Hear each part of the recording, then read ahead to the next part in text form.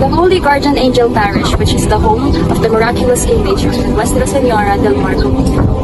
Numerous miracles were attributed to the Virgin del Mar Comitiva over the years, and these miracles continue to this day. And one of the testimonies of the miracles of the Saint Patron Saint is a resident and a devotee of the Nuestra who is currently living in Santo Tomas. According to him, the image or a small sculpture of the Nuestra is the one who brings a good luck to his father, who is a fisherman. He stated that every time that his father will go and catch a fish, they are being lucky to find and catch plenty of it because of the bringing of a sculpture of the saint. They believe that it is the patron saint who blessed them with plenty of fish harvest. Another experience that this particular resident has shared is when his cousin had this lung disease that is incurable by medicine, no matter how many times they give it up. Until they decided to go to the church where the sculpture of the Nuestra Señora resides and offers a prayer. Dulo sa Punso is one of the most famous stories in our locality. Tied a mound, there is a living entity who is called the Nuno or Dwarfs. Hindi ko po alam kung familiar kayo sa mga duwende kasi syempre marami naman sa atin ang hindi naniniwala and mga naniniwala din, which is kagaya ko kasi na-experience ko nga din before. And dati kasi nagkaroon ako ng sugat, which is dumating kami sa point na nagpatingin na kami sa albularyo, and then nung dumating na kami doon, sinabi nila na may kasama daw ako, which is hindi ko naman maintindihan kung sino or ano yung kasama ko na yun. Sinabi na lang nila na yung sugat ko daw na yun gagawin daw ng mga duwende. Ayan, which is ang cause daw ay may naapakan daw ako something doon sa tirahan nila, or baka naapakan yung buo yung tirahan nila. Ayan. So, in order daw para daw maghilom agad yung sugat na yun, mag-offer daw ako ng pinatawag nilang atang na naglalaman ng food, oil, and water, which is karaniwang ginagawa mga during hapon. Ayan, mga 5 to 6 ganun. Pag daw mag-offer ka, hindi daw galing sa'yo. So, kailangan mong hingiin yung atang na yun doon sa kapitbahay mo. Pero dapat hindi mo daw sabihin na yung reason mo kung bakit ka humihingi ng ganun. Ano yung reason mo, bakit mo kailangan humingi ng ganun. Ayan. Hindi mo daw yun pwede kasi hindi mo daw yun pwedeng sabihin kasi hindi daw yun magiging effective. Malalaman daw nila na ganito ganyan, na gumagawa ka ng way. Ayan. Yung atang na yun, bali gagawin mo siya ng mga 3 to 5 times. Kasi ganun yung ginawa ko before. Yung pagkatapos mo i-offer yun, kinabukasan kukunin mo siya. Pero kukunin mo lang yung oil. Yung oil na yun, ipampapahid mo yun doon sa sugat mo. Ayan, para daw unti-unting maghilom yun.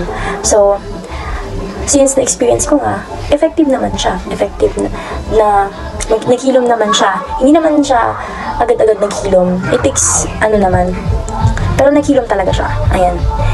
Minds to a captivating journey of discovery as we unravel the origins and meanings behind the name Agoo.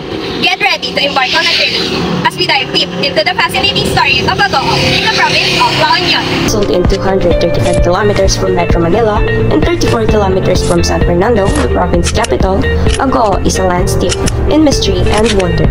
To truly understand the essence of its name, our team interviewed several Agoo residents known as Agooeños. Welcome na aldaw tayo ako, shout out ni Judith, the first of Piazza, may isang barangay chairman o punong barangay, hindi ti Agoo. Kung po na iti istorya ti bubag kung malakay na Agoo kat nagkapo si George na Aroo, kaya nasawa ti iso dati tayo na makikita yung pine tree sa tibag pagada. Siyak ni Ana Villanueva. Daytoy mati version ko dayta ibagbagayon no apay nga Agoo ititawag daytoy ilimi. 46 years ako nga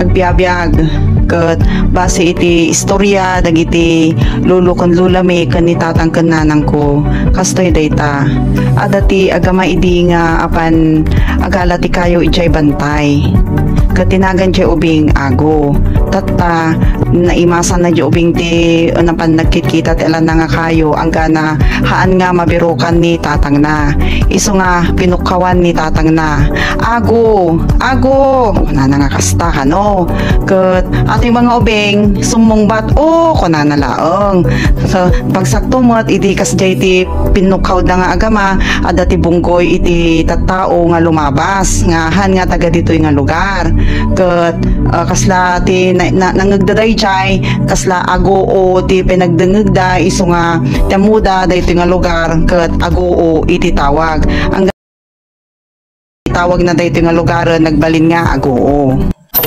Good day everyone! Today we are going to talk about Aringay, a scenic municipality known for its natural beauty and cultural heritage. But like many places in the Philippines, Aringay was once inhabited by powerful ancestral spirits or anitos, multo, kapre, duende, and atros who roamed the land. Alfonso Caganantas Poria, San Simon Ruiz, Aringay lang yun. Hindi kami pigsa kami napasyak ti trabaho kapanag silsilaw kiti suso. Pasaraya ang paanag diya karya dapat nakita akang balyungawan to ulo na. Damang sipat ki danungunahan kasla daangin nga lumabas na napigsa. Kaya no iwaras mo silsilaw makita mo. Nagya pagpakita diya kanyak diya mok baysa nga maligno. Dapat silaw nga bati akinamat ko diya mo tinanong magpasurong kaya di makabatog yan tinakal nga mangkan tepang niya karang narson karang bagan diya dagan. Legend has it that Aringay serves as a meeting place for neighboring tribes. Join me as we delve into the fascinating story behind the name and explore the unique charm of this vibrant community. Nang nanggagod nga istorya no kasano nga nabuo ti ilimi. Iti amo nga istorya na DJ na istorya iti kanya ni kanyak iti naganak ko dalulok iti kanjay lulak iti kanu ununana atoy ilimi ket nagudwa pa iti duwa nga baryo iti naganti abagatan nga baryo ket bugbugan jay amyanan bat nga baryo ket naawagan bat idi nga salapang daytoy duwa nga baryo adda nagbaetan da nga karayan maawagan idi iti kwa karayan luksin atoy nga karayan nga itatta Aringay River ang tinagan na.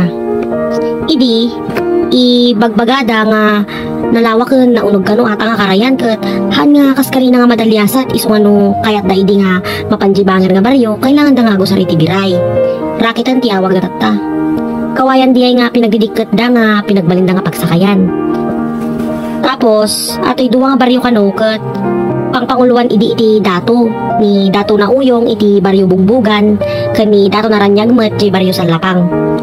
Adati anak na kano dagita nga dato isu ni kwa aring kan ni bugbugtong agkalaban dan sa idi dito nga duwa nga baryo bayat ti handa nga panagkinaawatan dagiti nga baryo isu nga nagkinaalaan dagiti anak dagiti dato na inlab da kano iti sakan maysa kanayon da agsinsin nara karinabi jay igit ti karayan luksin ingga na kwan naamuan mo tan jay tatang kano ni aringan nga kwa agsinsin nara na kan bugbugtong so nga iungot na di tatang na ni aring ining payapan na ni aring jay tuktok ti bantay ket mawawagan mo di ay bantay itatan nga bubon pusi ket aji nga bantay idi nya panay di ni aring ikanay ti bantay na nga soldado idi kwan naamuan kanumot day jay ni bugbugtong nga kunkunana ket nagplano mo ta isuna idi kwan may isang rabi tinipon na ni bugbugtong dagiti tao nat ket dinalyas dati karayan luksin napanda insalakan ni aring ket inya pa ni bugbugtong isunan ayan ti biray handa pa man nga nakasaksakay kanu ide ni ti biray imay met dagiti tatauhan dagiti tatangan ni aringan ket nagrugitan nga naglinnabanen dagiti tao ni bugbugtong itatta gapungot ta kasla kanu maditi riknaan ni aring nga kasla awan ti serserbi na kan bugbugtong ket limag tumot ta ren ti karayan insalakan manan isuna ni bugbugtong limag tumo daytoy dagiti tao nga taga-aamyanan ket bibuyangan da no kasano nga malmos ni aring ano kadalumned isuna ket iririyaw da tinagan na aring kung kunada tapos no tumpaw met nga makita da manen iraw da met ay ibagbagaday nga nanay salakan ni bugbugtong ni aring Kat gapo mo day ta nangyari kat pimayag mat lang nga di tatak ni aring kano iti relasyon ta kani bugbugtong kat napagdesisyonan da nga pagkinay sa danti baryo da. Nagbalin nga ni bugbugtong iti dato iti baryo. Isumat ti nagbalin nga naganti barangay min di bugbog, barangay bugbog. Basi iti tattao mat itoy ayan ni kunada nga no agbagyo idi mangmangagdalat ta jay aring kan ay nga rinabi iso nga inawagan tan nga aring gay ato nga ilit. Atros, as a term used to refer to a group of mythological creatures who march along mountainous and forestry areas. Ay, hindi. Ano nga lang? Sabi nila pagka makasagasan ka sa daan, yun lang, kukunin talaga.